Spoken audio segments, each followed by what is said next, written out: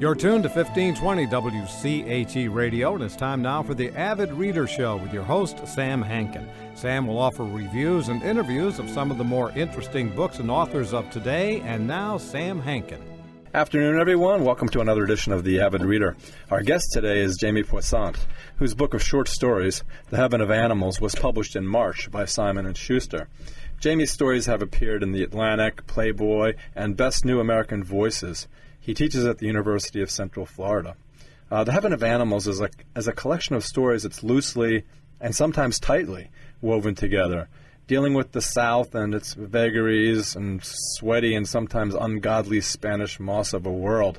And I lived there for 29 years. It's about us, the human race, the plight of being part of it, sometimes being able to rise above the tarn of it, but, more likely maybe not. So we can talk about that. Hi, Jamie. Thanks so much for being here. Thank you for having me. It's my pleasure. Well, it's not of one piece, and rather than me going on as I sometimes do, why don't you tell us, a little bit about how this collection came about, and also who you think you're really writing for when you write these stories? Oh, wow. Okay, sure. So the collection I guess I started writing seriously in the summer of 2003 and tried my hand at a novel that didn't go over as well. And so in 2004, I turned to short stories, which had always kind of been my first love in fiction. And I just wrote stories for years without any real smart, good plan for putting them together in a collection.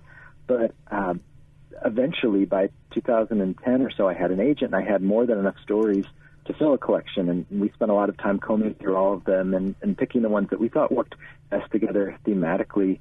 And then when I received an editor, Millicent Bennett at Simon & Schuster, we went through them again and swapped a few out, and I was happy with the ones that we ultimately chose. I think in terms of a readership, I'm just, I'm writing for anyone who loves short fiction. Well, it's funny. The reason I asked that is because, what I was going to tell you was I went to the University of Florida, and I majored in English literature, and two of my professors were Harry Crews and Paget Powell. So a lot of what you're writing is it really resonates because they both, especially Harry Crews, had the same kind of sensibility that you do. And it was very, evocative to me. Oh, well, thank you. I love both those writers' works, especially Paget Powell.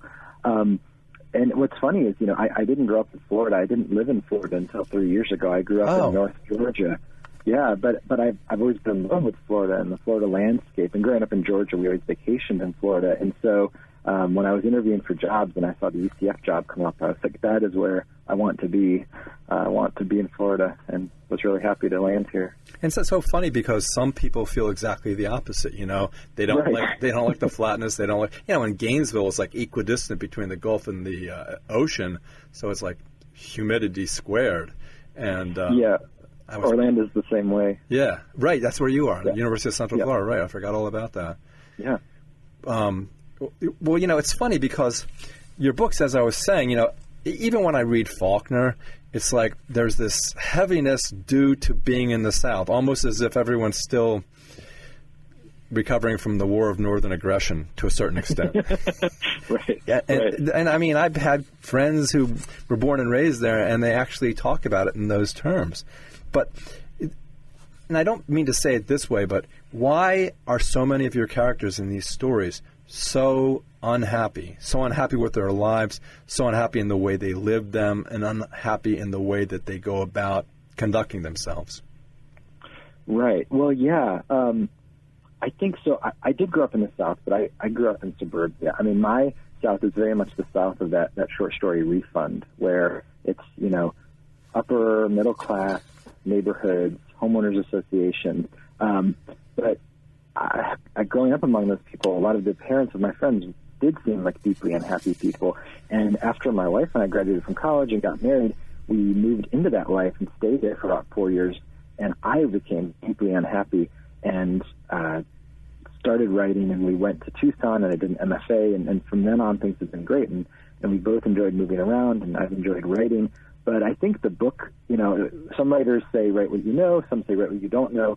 I'm definitely of the ilk that says right toward what scares you. And I think a lot of my stories are that fear of, or come out of that fear of what would have happened if I had just stayed there. If I continued to just live a life of disappointment, hadn't taken a risk of moving and getting out of that world. It's funny because in Refund, as in many of the stories in this book, you have a husband and wife who are pitted against each other at times, but sometimes rise above that, reluctantly almost, and stay with each other. And then also in Refund, you have poor Luke, and there's a point where Joy says, she felt like she was being punched in the stomach, which was funny, not funny, but the next story is Knockout, which is one of those short ones like The Wolf or The Glowing Child, where there actually is a fist fight, and you literally have the husband and wife in a ring. And there are several of those stories in which wives leave husbands do things that forces the family apart, and it's interesting that that theme carries over, especially in the stories that are tied together and kind of bookend your collection. Yeah, I think family is such an interesting thing, and we love the people that are in our families, the families we make for ourselves, the families we're born into. But because we love those people, those are the people that ultimately have the most power to hurt you. You can only be hurt so much by a stranger, or by someone you hardly know. But when you open yourself up to someone, you're opening yourself up to the opportunity to be deeply, deeply hurt. And so I think I've always been interested in the way that the people we love hurt us, sometimes on purpose, sometimes without meaning to. And sort of exploring that theme. Yeah, it's interesting because you talk about in one of your interviews, you talk about Karen Russell, who I interviewed, George Saunders, who I interviewed, and Claire Watkins, who I interviewed, and you talk about how it's cool that they're able to go ahead and keep in this deep, dark woods for an entire novel, and that's what you're working on now, I guess. When I was talking to George Saunders at the end of our interview, we were talking about something like as long as you have your health, and he goes, well, you're going to die, and you're going to get sick and sicker, and then you're going to die. I said, stop talking about that. I'm going to have to go to therapy after this interview. He said, well, I'm sorry, but that's what's going to happen. There's nothing you can do about it. And it's kind of like you. It's kind of like, well, this is the way it is. This is the world. I'm just telling you the way it is. And because go ahead. I've often found when I get toward the end of stories, I write these characters into corners where bad things happen and they get worse and worse and worse. Yeah. And at the end, what is there left to do but to go on? And somehow, what I'm trying to do, if I'm ever successful at this, what I try to do is show that, just the act of going on doesn't mean you've lost or you've failed. Sometimes just being able to go on can maybe give the reader some hope that, life, to be cliche about it, life goes on. Yeah, and I looked for hope throughout this book. You only get hope like 3 or 4 times in this book. Not to bring anyone down. We're trying to sell your book here. But and the other kind of cool thing about the book is on those stories where you, it's almost like fast fiction. Well, no, not quite. But when like The Wolf and The Baby Glows and Knockout, it's like, yeah, those stories kick the reader in the butt because you're expecting something and then something else happens. But then if you go back, especially like with The Wolf, you recognize that there's a common bond between the two appearances of this wolf, and the common bond, which again is not the nicest common bond, but you can see how it happens. And in the longer stories like Lizard Man, what you also do, and you sideswipe the reader this way, which I think is a really good way of writing, is like when you're talking about one man who later appears in another story, but then you have Red and Cam. And Red, even though he's not even around, is a big part of the story. And Cam, in the last couple of pages, when there's a certain discovery made, almost seems more important than anybody else because it's so... we didn't expect it, and it tells so much about human beings, Yeah, one of my favorite writers is Raymond Carver, and I think that's a trick that he employs a lot. I think of a story like what we talk about when we talk about love, and the sort of the surprise, that story, the lesson, the moral, whatever the idea about love comes from a story being told by a character that has nothing to do with any of the four characters in the scene. And I kind of like that when a truth or a lesson comes in sideways from a character you're not expecting to be sort of the voice of authority in that story. Well, look at Amputee. I mean, you have this really complex story about a man and a woman, girl, and it's very complex about how their relationship, short as it is, arises and what's going on. But then at the end, I'm thinking, what about the poor cat?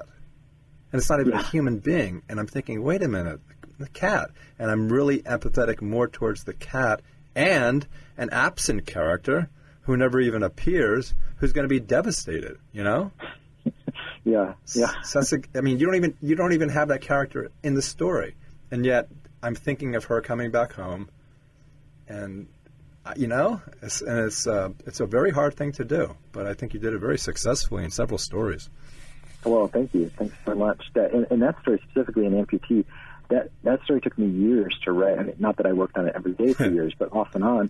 And I didn't get it right until I found the final scene, which is I had sort of forgotten about the cat. I had kind of used the cat as just a way to get going, and then it became about the girl. And at the end, I realized, wait, he set off to find this cat. He has to at least go back to the apartment of this woman and sort of think about what he's done. And then, well, that's why I'm saying these guys are not guys you want to hang out with. I mean, he's sitting in the chair. He's waiting for a scratch at the door, kind of, but he doesn't really give him. He doesn't really care that much about whether the cat comes back or not. And also in this story and in which one is it? I guess it's the Heaven of Animals. You have this thing about sex where in many of the stories, there's an aspect of sex which is kind of distasteful for some reason or other, but it moves the story along.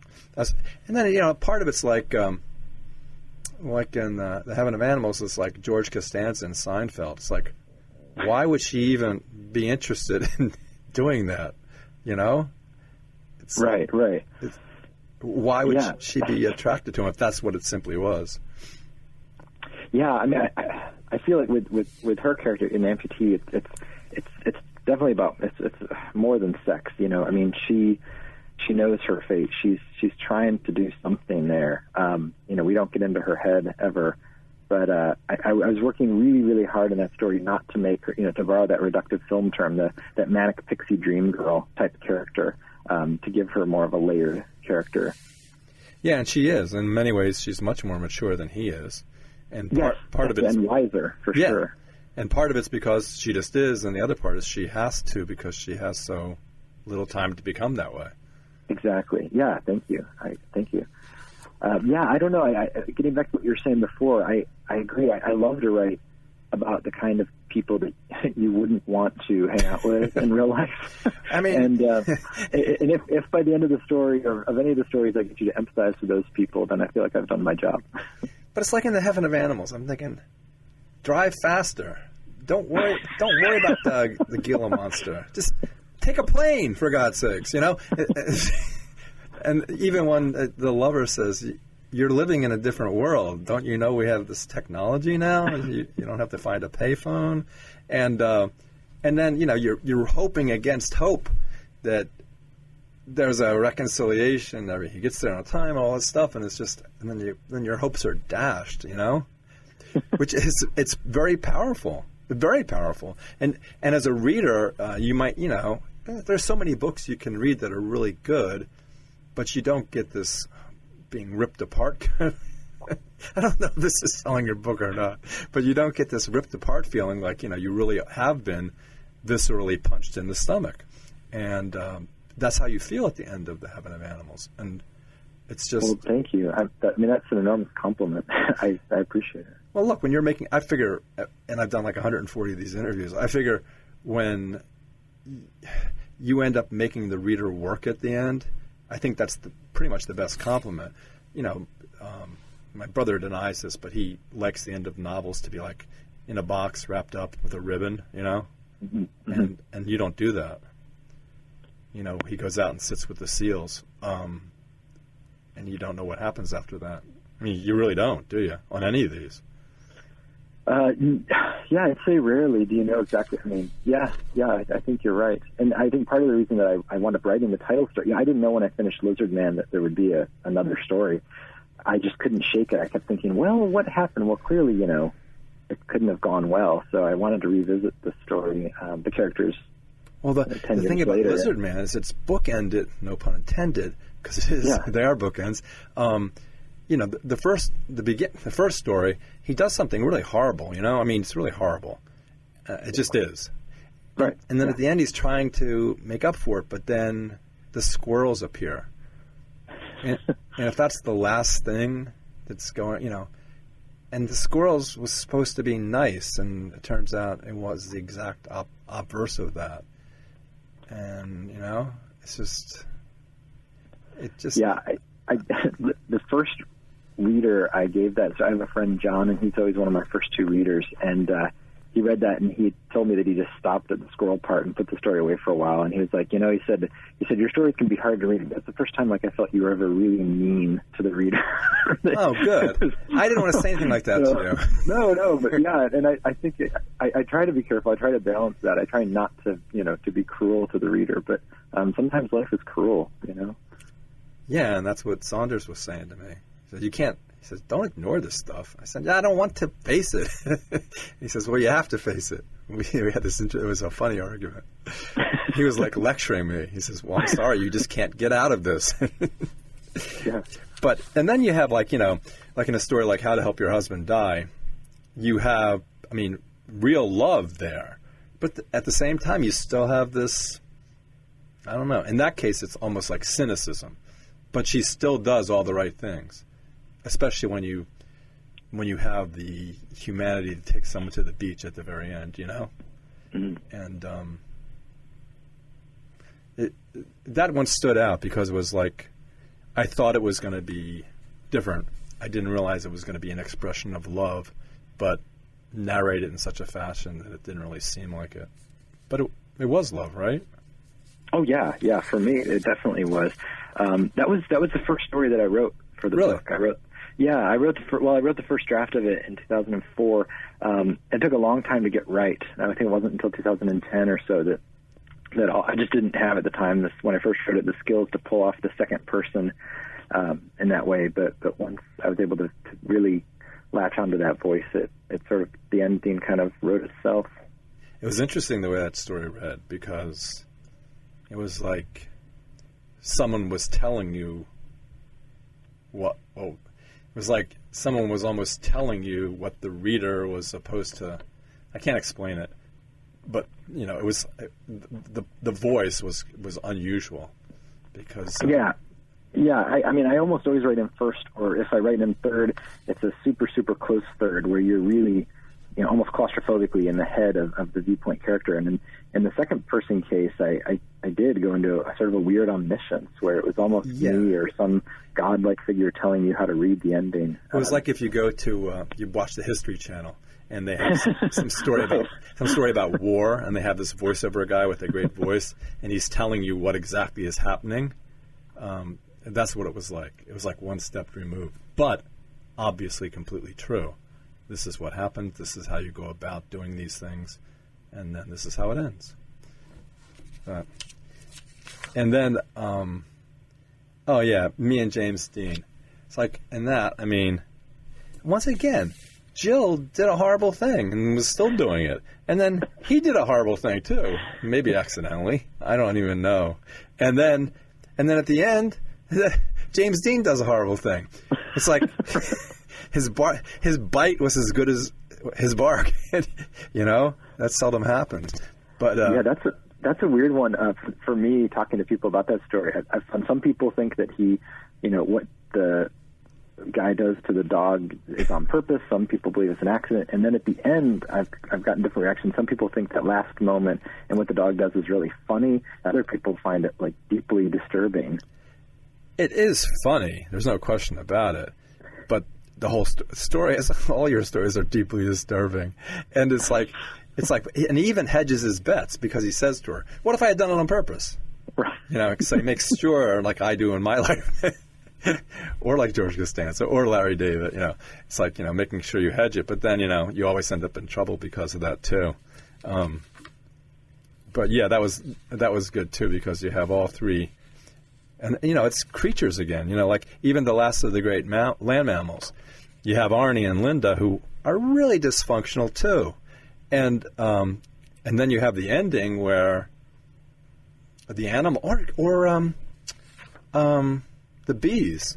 You know, you have these creatures. Yeah, and the cat, the bees, this giant bison, the dog. Look at all those animals. They're all over the place. Did you know that?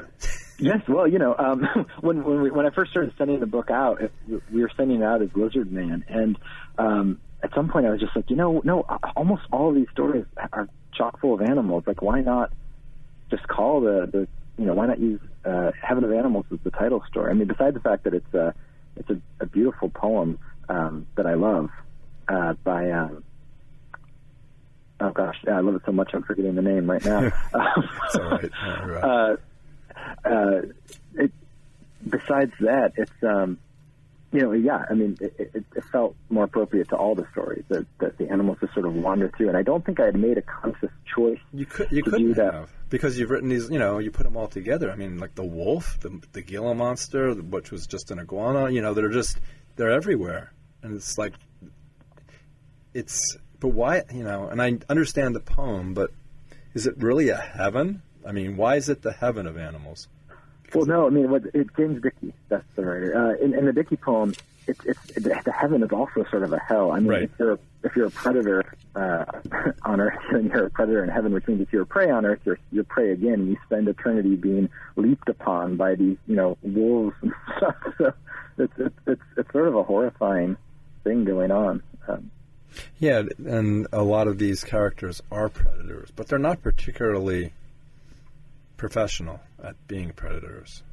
No, and I think a lot of them mean well. Like I guess what I mean is that, you know, so Dan in Lizard Man, he loves his son, but his expression of that love is to try to make his son the way he thinks men ought to be, and it takes his sacrificing that ideology to truly find a way to express true love to his son. You know, I think all these characters want to be loved unconditionally, and you know, when they recognize they aren't, then they have to make some decisions. I think that the character in Me and James Dean, who, you know, wants it both ways, who says, well, what if I had done it?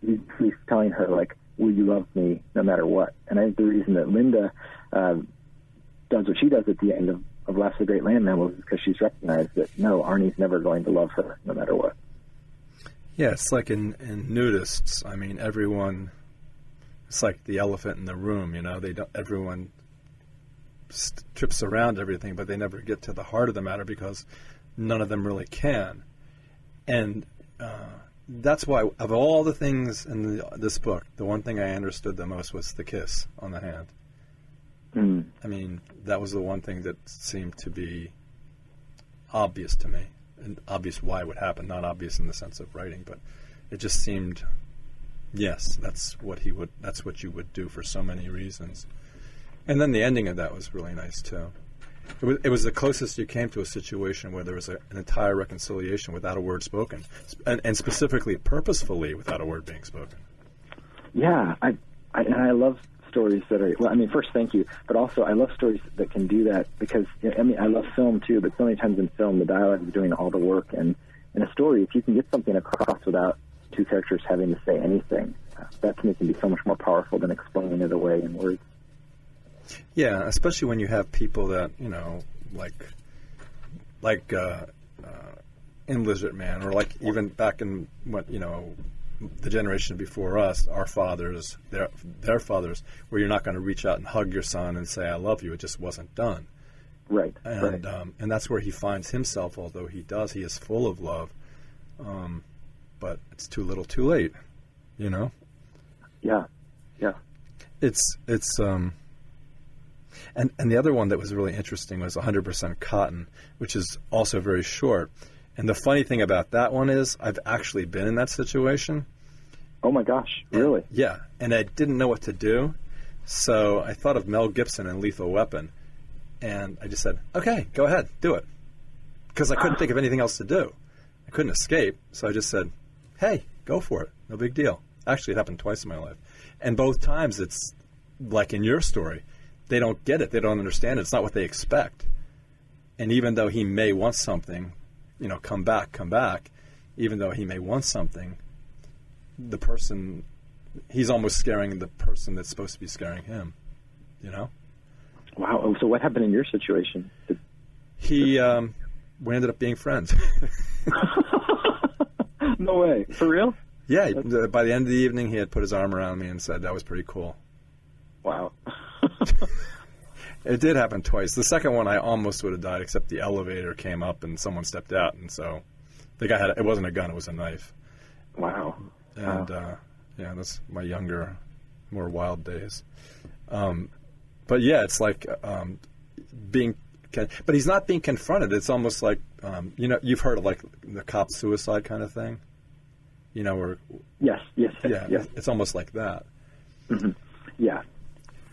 He's, I think the way he puts it is he's asking someone to do to him what he's too afraid to do to himself. Yeah, and also because he's not quite sure how it happened to the person he loved, presumably. Right. And I'm not quite sure either. Yeah, I don't know if I can answer that either. Did he just know? Yeah, did he just not know, or was he in the same boat, so to speak? Yeah, it's like I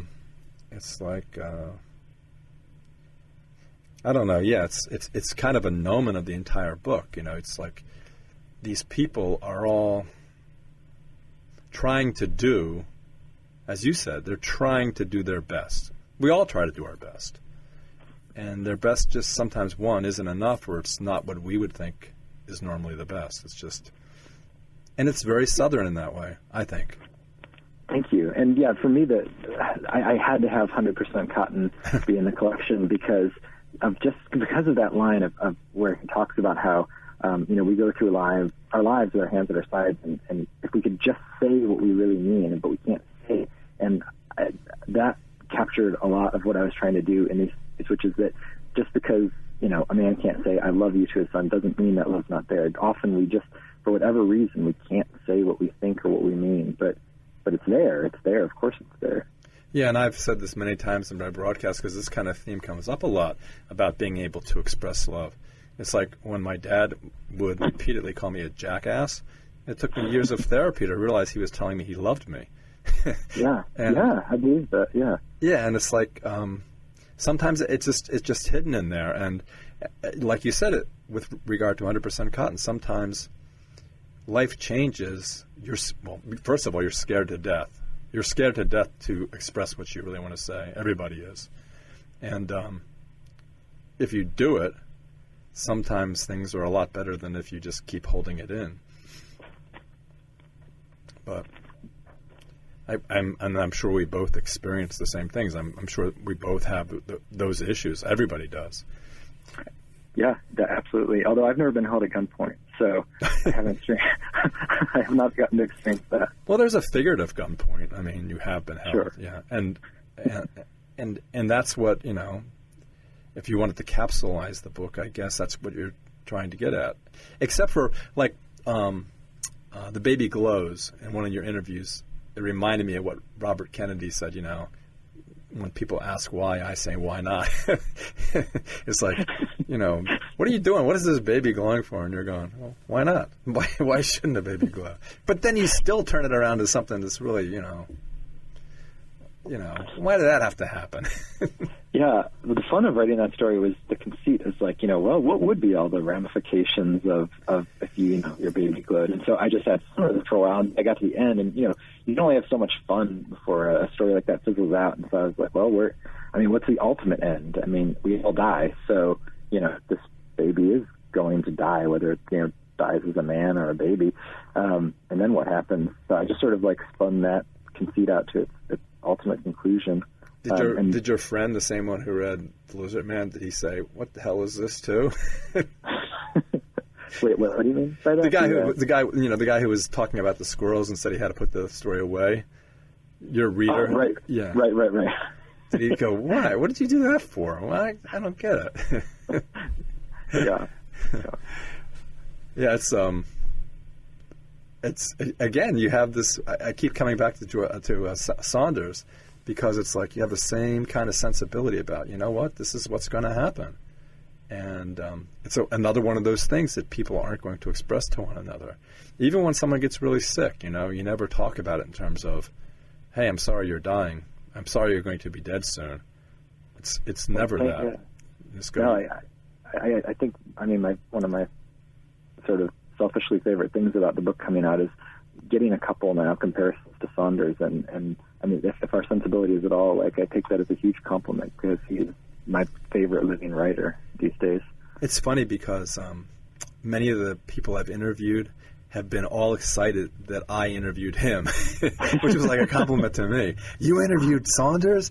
And I'm thinking, wow, he, and that book, the 10th of December, is just like, I recommend it to everyone who comes. I have an independent bookstore, so I recommend it to everybody who comes in. Some people, but it's really funny. Some people love to read novels, and some people love to read short stories, and sometimes they're very, they don't cross the line.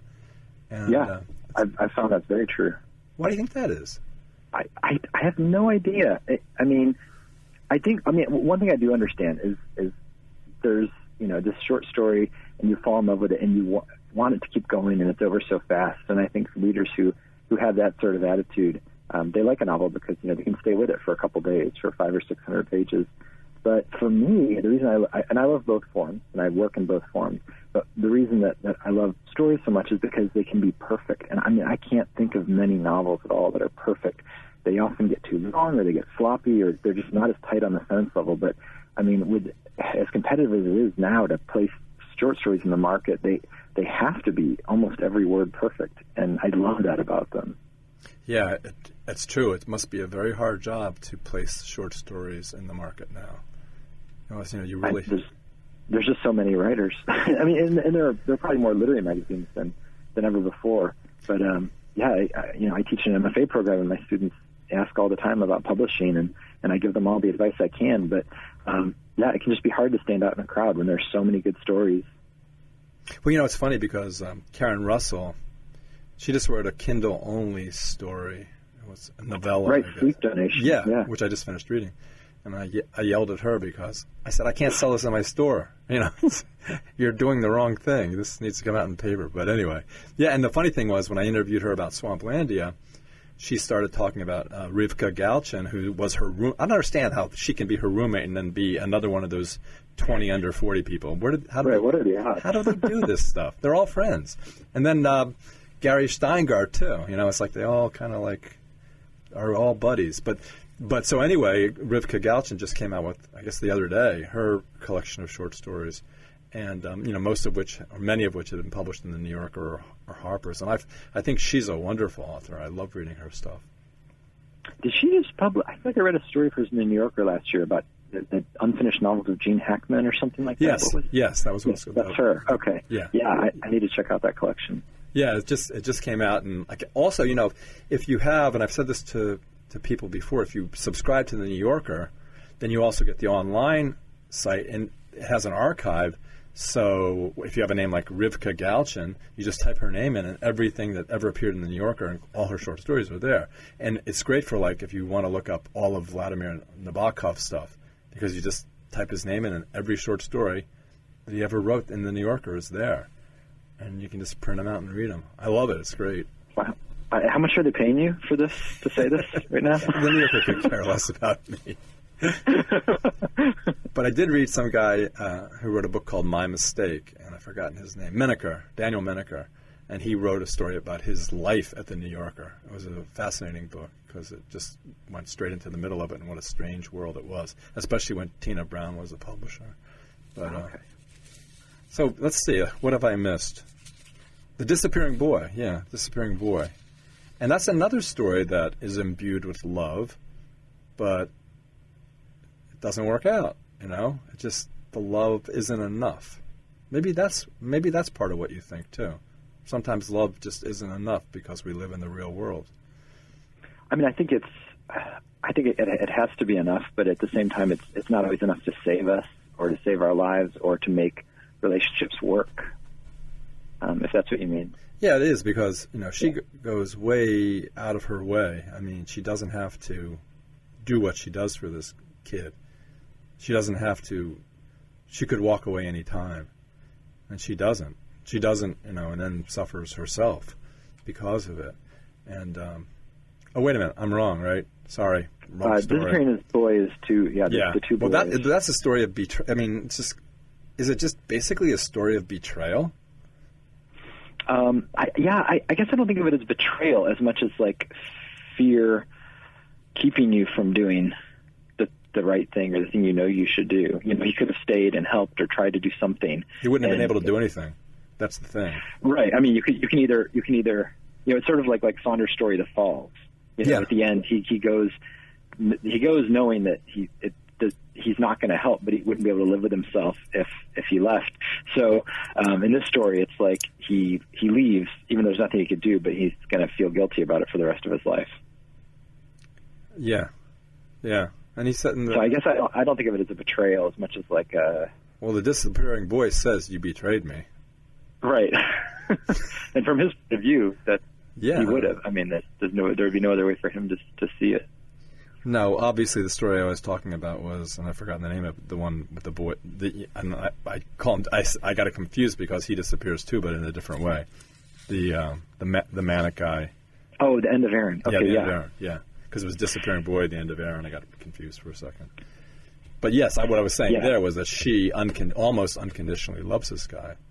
She doesn't. Doesn't have to. And she's interesting because on the one hand, she wants to believe that her love could be enough to save him, and on the other hand, she knows that his medication is the only thing that's going to balance him out. But I think she's a little naive in that she believes maybe if I just love him a little harder. Yeah, she does. And also, you have this person there, the woman who takes care of the bees, who looks out the window, and is kind of again almost like a Greek chorus. Yeah. She's saying, "What are you doing?" and call 911, and she knows what's going to happen, and therefore we do too. Yeah, and that I think that for me was also just a touchstone. So that sometimes my stories can get a little. They're the ones that are obviously intentionally surreal, like the Glowing Baby. But even the realist ones, when they get a little too surreal, it's like a reminder, like, to the reader, like, this is still the real world. It's still grounded in the world, Don't, keep suspending your disbelief. No, I know. It's not like magical realism never enters into any of these, but you keep well, yeah, it does actually with the wolf. Yeah. Yeah, and the glowing child. Yeah, but very seldom, discreetly, in the sense of being a separate part. Discreetly, sometimes it enters into it. But seriously, I mean, so you got the bees, and if you add all the animals up, I don't think you really thought about this until they came together. It wasn't the idea to have all these animals and creatures. Even in the glowing child, at the end, there's more creatures. Right. I didn't even think about that one. Yeah, that's true. So how did it happen? I don't know. I mean, I grew up as a kid who loved animals. I probably have had just about every animal in the world growing up at one time or another, except for ferrets. And I always wanted a ferret. That's why my mom drew the line, because she said they stunk, and she was right. They really do have an awful odor to them. But I still just love. I have a heart for animals. Like the Sarah McLachlan sad dog commercials come on TV. I have to change the channel before I start crying. I know. Sometimes I cry at McDonald's commercials. Yeah. So I don't know. I love the natural world. I love animals, and I think they do just keep finding their ways into my stories. Particularly if I'm writing along, and I don't know, I don't know what to do. I don't know what comes next. Seems like I've been told either I have my characters have sex or I an animal enters the scene because it gives me something new to do. And sometimes it's almost like a combination of both. Right. I'm not telling anyone that this is in any way an unusual sexual situation, but they're there somewhere. I used to like those ferret hammocks. You know those hammocks that they lay in? Oh, sure. Yeah, I love those things. Well, I have what do I have? 3 alpacas, 3 cats, 9 chickens, 2 peacocks. What else do I have? I don't know. That's what I do now. You really are my ideal reader. Well, unfortunately, though, the original 12 alpacas were just left by my ex-wife when she left. I didn't ask her the alpacas, but here I am 7 years later, still taking care of them. I don't know what to do with the fiber. I mean, I don't know anyone who cards and looms, but I could be making a fortune on the fiber. Oh, you got to look into that, yeah. I know. It's just I'm so lazy. That's one thing you didn't really put in your book. A character like me who's just, there's so much inertia. Or do any of your characters have an enormous amount of inertia where they just can't get off their ass and do anything? Oh, yeah, well.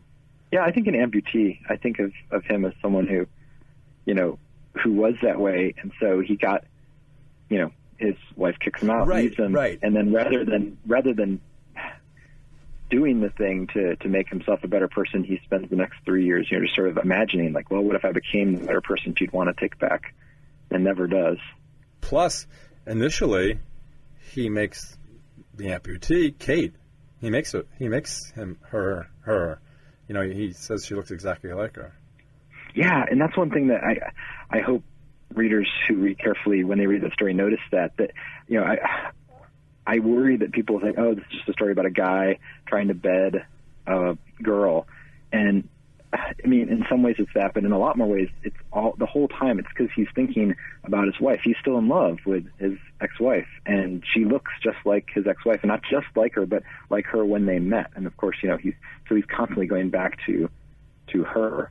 Well, it's funny because you say if a reader recognizes that, which I did, but at the same time, with regard to suspension of disbelief, I'm thinking to myself, and maybe this never entered your mind, but I'm thinking to myself, does she look like Kate at all? Does she really look like Kate? Is he just looking for this? Is he waiting? You know what I mean? Because your characters are so dysfunctional. I mean, he could just latch on to this idea. Because there was one line in there that was kind of like, it was equivocal about whether she really looked like Kate or not.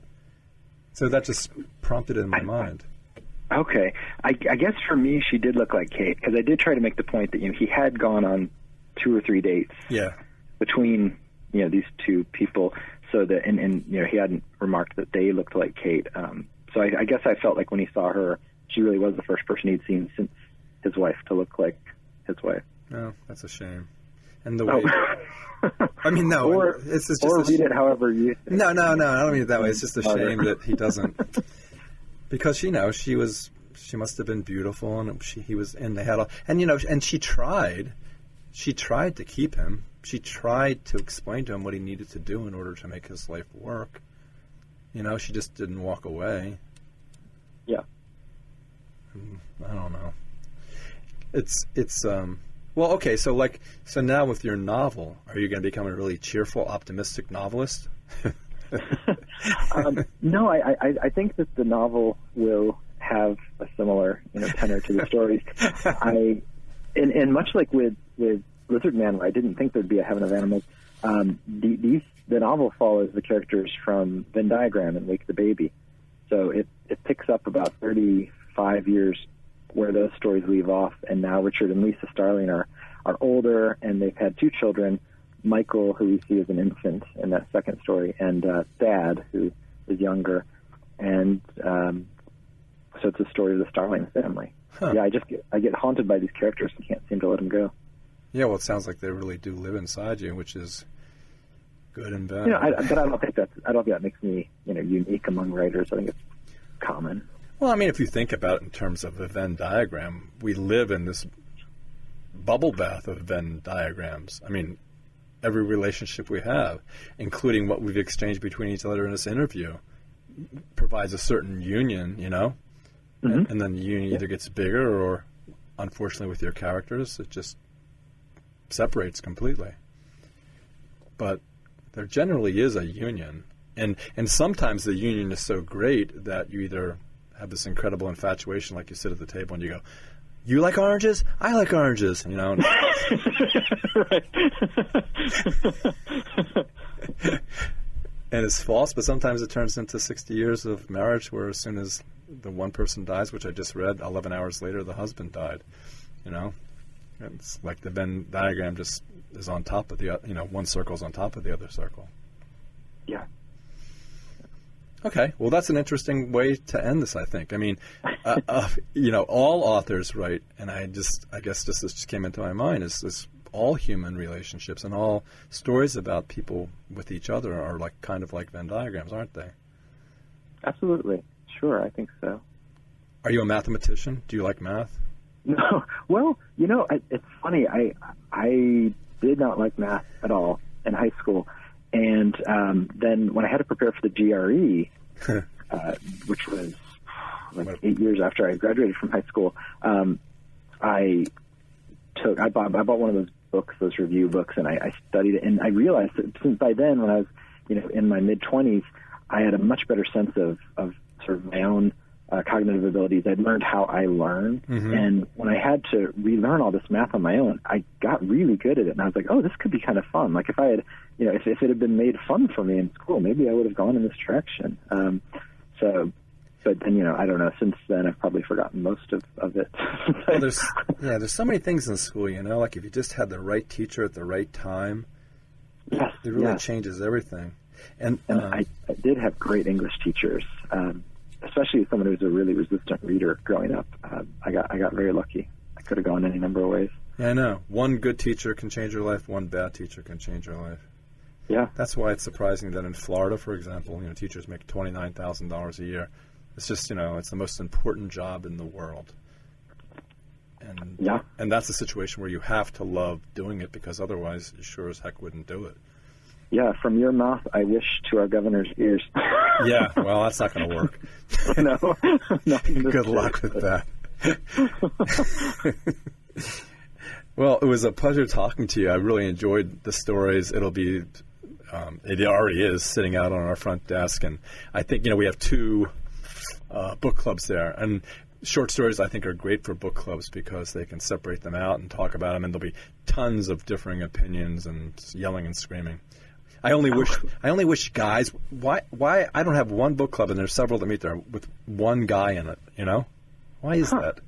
I don't know. I mean, I spend my book club is kind of like the grad student classes that I teach, right? Which are pretty balanced in terms of gender. So I don't know. I'm doing a couple book club.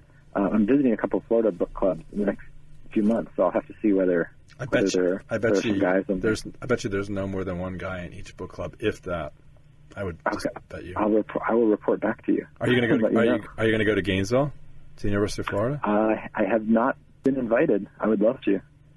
I have another good friend, Lauren Groff, lives in Gainesville. Oh yeah, that's right. And there's another author who lives in Gainesville. Her last name is Nutting. She wrote that book Tampa.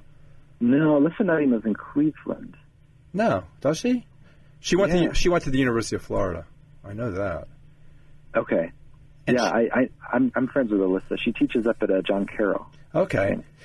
Yeah, because she wrote Tampa because she went to school with that same woman, I've forgotten her name, who was arrested for, sex. Yeah, that's right. I've forgotten her name. And they're always really pretty, which is really strange. And she went way out on a limb writing that book, and I don't know. Yeah. I don't know if it really paid off for her. I don't know. I don't know. I love that book. I love her first book. I think she's a very brave writer. If she got some attention for it, that I hope she'll use it to. Yeah, she's a very brave writer. She hangs herself out there, way on the ledge, and a lot of and her first before Tampa was a collection of short stories, right? Yeah, it was. Yeah, Unclean Jobs for Women Girls. Yeah, which was incredible, I thought. Yeah. So you all you guys are friends with each other. I think it's like the Masons or something, or the Rosicrucians. In my case, a lot of the times I read these books and I fall in love with these voices, and I just email the writers. I mean, it's so rare to get an email out of the blue to say, hey, I really like what you're writing, so I mean, it's like, tell me more. I love to tell writers when I like their work, and that's an easy way to make friends. And yeah, I guess so. And a lot of it happens in New York too, and a lot of it happens because of Twitter too.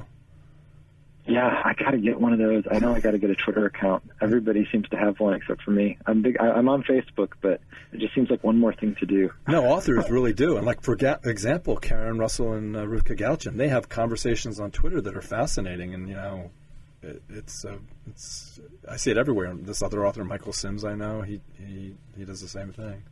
But, yeah, and also even on LinkedIn they do it too, which is surprising.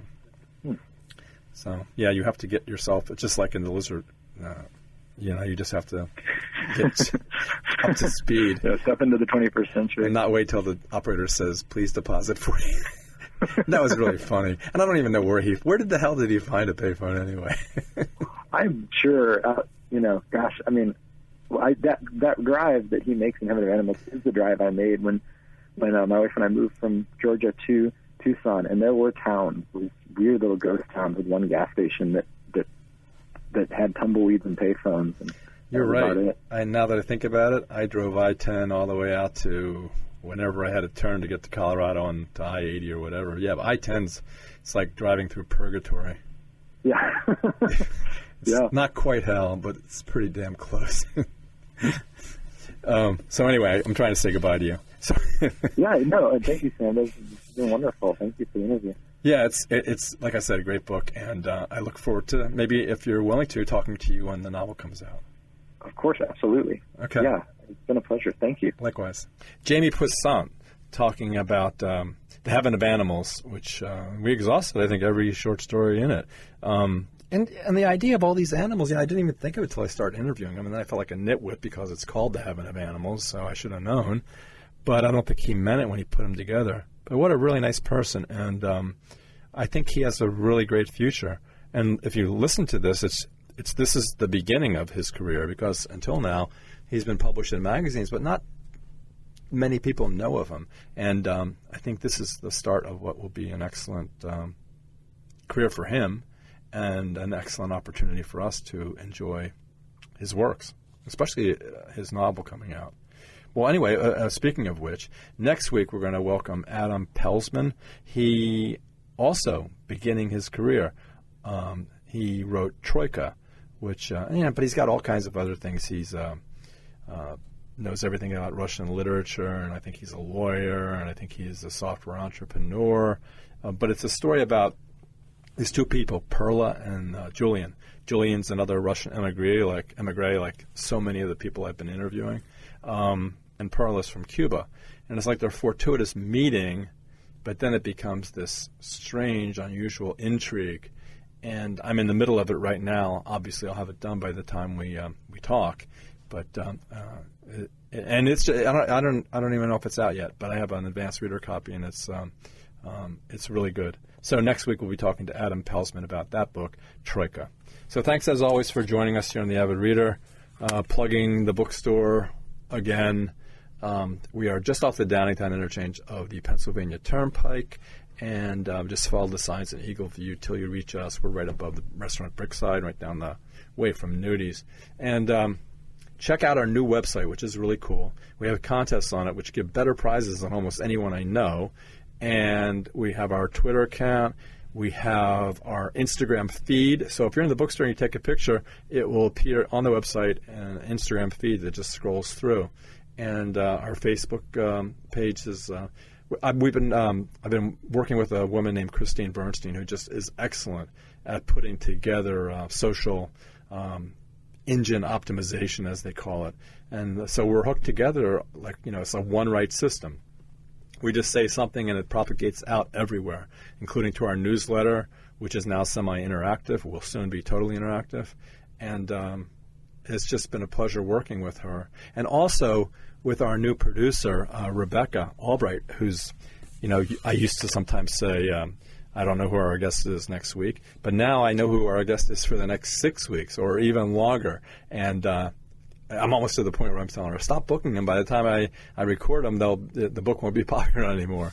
But in any event, those two people have really changed not only the bookstore, but the way this show works. And I'm really grateful to both of them for that, as well as to Donna, our manager, who does an incredible job at the bookstore. So hopefully they'll listen to this, but probably not. In any event, thanks so much for listening today, and I look forward to next week when I can welcome all of you back for another edition of The Avid Reader. You've been listening to The Avid Reader Show with your host, Sam Hankin. Sam will be back next week with reviews and interviews of some of the more interesting books and authors of today.